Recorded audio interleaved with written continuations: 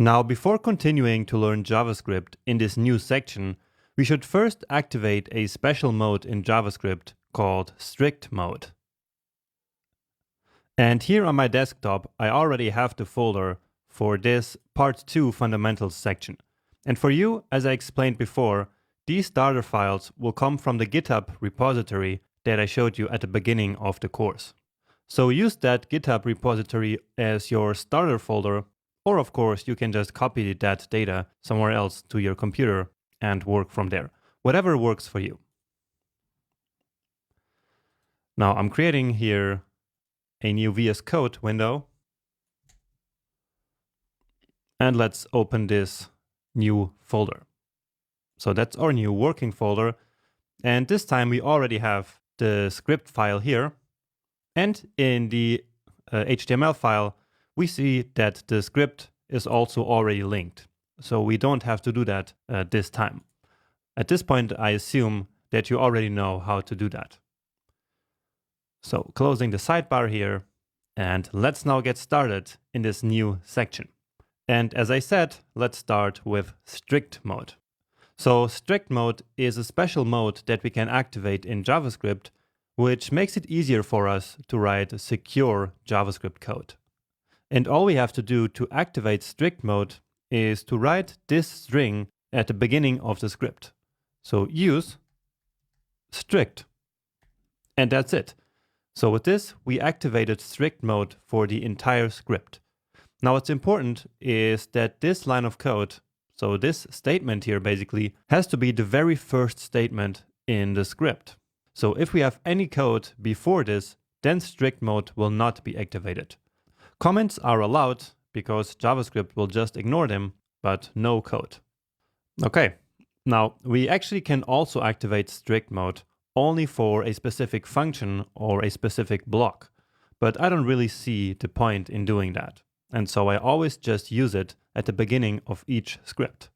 And so I believe that you should do the same. So always just put strict mode in the beginning of your scripts, and like that, write more secure code. And with secure, I mean that strict mode makes it easier for us developers to avoid accidental errors. So basically, it avoids us to introduce bugs into our code. And that's because of two reasons. First, strict mode forbids us to do certain things. And second, it will actually create visible errors for us in certain situations in which, without strict mode, JavaScript would simply fail silently without letting us know that we did a mistake. Okay? So again, first, strict mode forbids us to do certain things. And second, it creates visible errors in the developer console, where in other situations, JavaScript would just fail silently. Okay, but now to make this a bit more clear, let's actually see an example of one of the most important changes that strict mode introduces. So let's create a variable here with a complicated name. Let's say has driver's license. And let's initialize it to false here.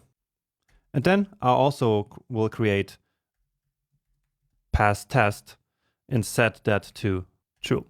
And I'm using let in both of them because I want to change them later. And actually this one not. So let's just use a const here. Because remember, by default, we should always use const to avoid accidental errors. So basically there is a certain person which right now does not have a driver's license, but they just passed a test. That's why we have pass test set to true.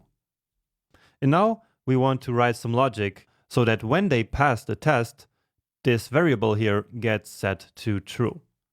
So we can say if pass test, right? Because this here is a Boolean value. And so this condition will be either true or false. And then let's introduce a simple bug here. Okay. So this is a kind of hard to write variable name. And so let's pretend that we are writing it wrong here. So has driver license equal to true. So what I did here was to basically omit the S. So this letter here is not in this variable that I'm trying to change here to true. And again, that is an error that I'm making here on purpose, just to show you how strict mode can help us avoid a certain kind of error. Because doing this is actually more common than you might think, okay? And now, then let's log something to the console if the person has a driver's license. And so now we're actually gonna go back to writing it correctly. So if has driver's license, and so you see that now this one is exactly the same, as VS Code highlights both. So if has driver's license, then log to the console, I can drive. And now let's actually start by deactivating strict mode again, just so we see how this bug could affect our code. So I'm giving it a save, and then let's go and open this index.html file. Okay, now let's open up the console here. And again, I'm going to increase the text by hitting Command plus a couple of times here. Okay, so let's reload here just to make sure that everything is working. And now what we see is that it didn't log I can drive to the console, even though we attempted to set has driver's license to true here. And so we expected that driver's license being true should then log I can drive. But it didn't work. And that's because of the mistake that I just introduced here on purpose for getting this S. So without the error, it should work, right? But without it, it's not gonna work. And again, because basically here I set a new variable to true and not the original one.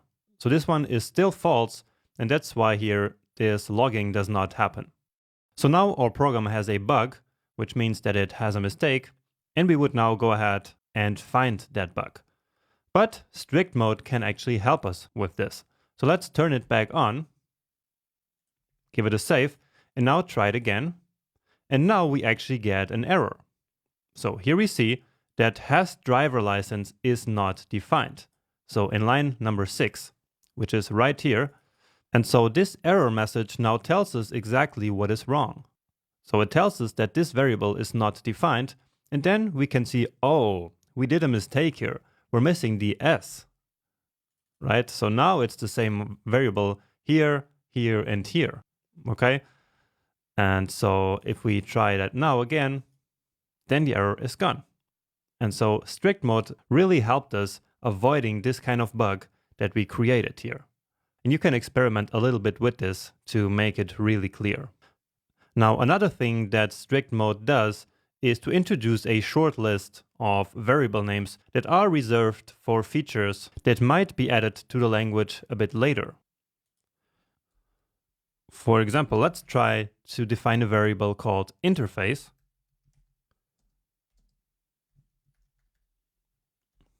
For example, for an audio interface. And now if we try this, then we see that we get an unexpected strict mode reserved word error message, basically. And that is, again, because JavaScript is reserving this word here for a feature that it might implement in the future. And so by reserving this kind of words, it will then make it easier to implement the feature in the future. So another one is private, for example. So const private, just some number here. And so this one will also not work. And that's because in the future, there might be something called private fields in classes or in some other places, even in the language. And they might want to use this word for that. And so strict mode reserves these words so that we cannot use them for variables. It's the same logic as this one. So we cannot call a variable if, right? And that's because there is already an if statement. So here we get unexpected token if. And so that's like the rules that I explained to you in the beginning about naming variables. Okay? All right. Now there are actually a lot of other changes that affect things that we haven't learned about yet. So that's stuff like functions, objects, setting properties on primitive values, and many more. And I will mention them in future lectures when the time comes. But everything that I'm gonna say in the rest of the course from now on will always assume that you have strict mode turned on. And so I will add this line of code here to all the scripts in the future, and so you should do the same. Anyway, with this out of the way, let's now start learning functions.